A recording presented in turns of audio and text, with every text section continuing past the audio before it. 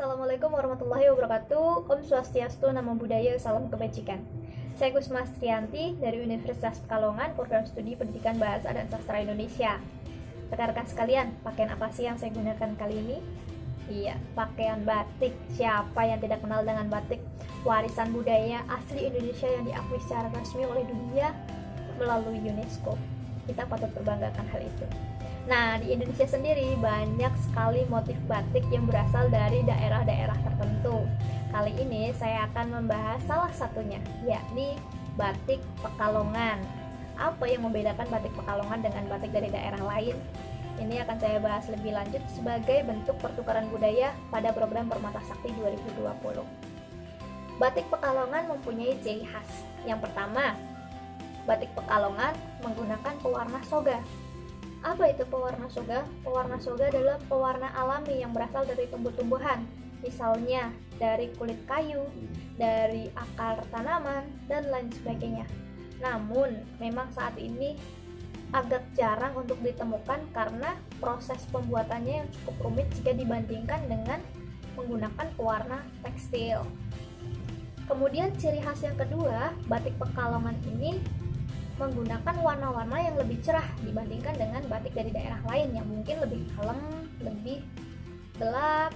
Kalau batik Pekalongan itu lebih cerah, misalnya menggunakan warna merah, warna kuning, hijau, biru, violet, oranye, dan lain sebagainya. Kemudian ciri khas yang ketiga, batik Pekalongan ini mayoritas bermotif bunga. Loh, kan di daerah lain juga ada yang bermotif bunga? Ya, betul. Tapi ciri khasnya batik di Pekalongan ini motif bunganya itu ukurannya lebih kecil, bunganya kecil. Dengan maksud apa? Dengan maksud memberikan kesan estetik bagi penggunanya, jadi terlihat lebih ramping seperti itu. Kemudian ciri khas yang keempat, batik Pekalongan ini menggunakan teknik titik dan garis. Nah, penggunaan teknik titik dan garis ini tidak terlepas dari pengaruh budaya luar, yakni dari Tiongkok dan juga dari Arab.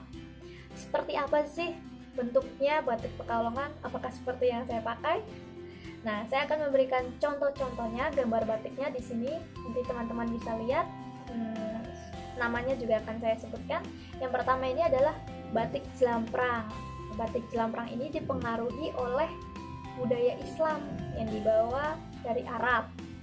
Jika teman-teman perhatikan gambarnya, batik di sini banyak menggunakan titik, banyak menggunakan kotak, lingkaran, dan bentuk-bentuk lain yang membentuk geometris. Karena di Islam sendiri dilarang menggambar makhluk hidup, makanya gambarnya berupa bentuk-bentuk geometris seperti itu. Nah, batik Jelamprang ini juga menjadi ciri khas dari motif batik Pekalongan. Kemudian untuk yang kedua, ini namanya batik Liong. Kalau tadi yang pertama dipengaruhi oleh budaya dari Arab, batik Liong ini seperti namanya dipengaruhi oleh budaya Tiongkok yang dibawa oleh etnis Tionghoa yang menetap di Pekalongan.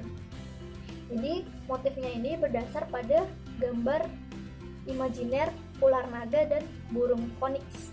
Nah, jadi menurut mitologi Tiongkok, kedua makhluk ini memiliki simbol, merupakan simbol kesuburan, simbol kemakmuran, dan simbol kebaikan. Nah, dari filosofi itulah harapannya pengguna batik ini juga membawa aura yang positif ya. Kemudian yang ketiga, teman-teman bisa lihat ini adalah motif batik semen. Berbeda dengan dua motif batik sebelumnya yang dipengaruhi oleh budaya dari luar, motif batik semen ini merupakan motif batik klasik di Pekalongan. Motifnya hampir mirip dengan motif batik semen Jogja dan Solo ya. Yang membedakan adalah tidak adanya motif cecak pada motif batik semen Pekalongan ini. Nah, motif batik semen Pekalongan ini membentuk gambar daratan dengan berbagai makhluk di dalamnya, dengan tumbuhan, termasuk yang paling dominan ini adalah burung Garuda. Nah, burung Garuda ini disimbolkan sebagai burung yang gagah dan mampu bertahan dalam kondisi apapun. Diharapkan bagi siapapun penggunanya itu bisa memiliki keteguhan hati yang kuat. Jadi di dalam seni budaya batik juga terdapat filosofinya, terdapat harapannya, terdapat doanya, seperti itu. Saya kira cukup sekian yang bisa saya tuturkan, kurang lebihnya saya mohon maaf. Terima kasih. Wassalamualaikum warahmatullahi wabarakatuh.